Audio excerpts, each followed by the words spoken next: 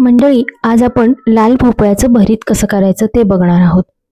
चवीला खूप मस्त होते. उपवासाला चालणारं हे भरीत करायलाही तेवढंच सोपं आहे. चला मग पटकन रेसिपीला सुरुवात करूयात. नमस्कार मंडळी, ऋतुराधा रेसिपीजमध्ये तुमचे मनपूर्वक स्वागत आहे. आता मी इथं लाल भोपळा घेतला आहे. एक 3 ते 4 जणांसाठी मी इथं भरीत करणार आहे, त्यामुळे 1/2 किलो भोपळा मी घेतला. त्याचे मोठे मोठे काप करून प्रथम त्याची सालं काढून घेतली आणि त्याच्यानंतर ह्याचे बारीक काप केले. हे बघा, ह्याची आता सालं काढलीत. आता आपण पुन्हा ह्याचे बारीक काप करून घेऊया.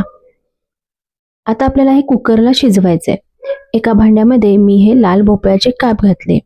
तसंच भोपळा शिजवतानाच आठवणीनं मिरची घालायची. आपल्या आवडीनुसार इथं हिरवी मिरची घाला. मी 2 हिरव्या मिरच्या घेतल्यात आणि थोडेसे जिरे घेतलेत. कुकरला एक 3 शिट्ट्या करून मी हा भोपळा शिजवून घेतलाय. हे बघा, इथं भोपळा व्यवस्थित शिजलेला आहे. भोपळा शिजवतानाच त्यात हिरवी मिरची आणि जिरे आठवणीनं घालायचे, म्हणजे त्याचा स्वाद भरिताला छान लागतो. बघा, इथं आपला लाल भोपळा व्यवस्थित शिजलाय. आता तो आपण व्यवस्थित मॅश करून घेऊया. मी तर तुम्हाला दाखवताना चमच्याने मॅश करत आहे, पण हाताने अगदी छान एकजीव असं हे मॅश करून घेऊया. हे बघा, इथं छानपैकी लाल भोपळा आणि हिरवी मिरची मॅश झालेली आहे. छान एकजीव असा हा लाल भोपळा आणि मिरची झालेली आहे.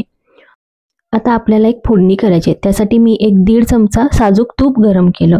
त्यामध्ये जिरे घातले. जिरे फुलले की त्यात हळद आणि हिंग घालणार आहे. आता तुम्ही उपवासाला करणार असेल तर ह्यात हळद आणि हिंग घालू नका. नुसती तूप जिऱ्याची फोडणी करा. आता ही मस्त खमंग अशी फोडणी आपण ही मॅश केलेल्या लाल भोपळ्याला देऊया. आता हे मिश्रण मी एका बाउलमध्ये काढून घेतलं. त्याच्यामध्ये चवीनुसार मीठ आणि किंचित साखर घालणार आहे. आता ह्यात आपण दही घालणार आहे, त्या अंदाजाने मीठ घाला. साखरेमुळे भरिताला चव छान येते. आता छान बारीक चिरलेली ताजी कोथिंबीर इथं मी घातलेली. मिश्रण व्यवस्थित मिक्स करून घेतलेलं आहे. पुन्हा ज्यांना उपवासाला कोथिंबीर चालत नाही त्यांनी कोथिंबीर घालू नका. आता ह्याच्यामध्ये वाटीभर छान गोडसर असं दही घालूया. मस्त घट्ट गोडसर घरी लावलेलं दही मी जरासं फेटून यामध्ये घातलेलं आहे आणि आता हे सगळं व्यवस्थित मी एकजीव करून घेत आहे. मस्त असं आपलं हे भरीत तयार होणार आहे.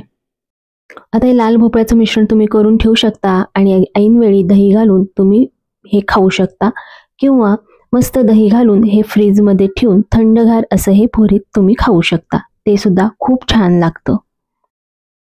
मग मंडळी, कशी वाटली ही रेसिपी? करायला सोपी, पटकन होणारी आणि तेवढीच चविष्ट आहे की नाही? आवडली असेल तर व्हिडिओला लाईक आणि कमेंट नक्की करा.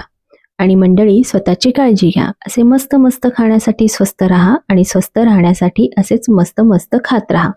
त्यासाठी आमचे चॅनल सबस्क्राईब करा, कारण अशा मस्त मस्त रेसिपींबरोबर जुन्या पारंपरिक रेसिपी आम्ही आमच्या चॅनलवर नेहमीच दाखवत असतो.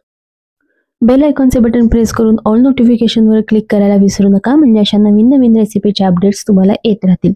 आणि ही रेसिपी शेवटपर्यंत बघितल्याबद्दल धन्यवाद.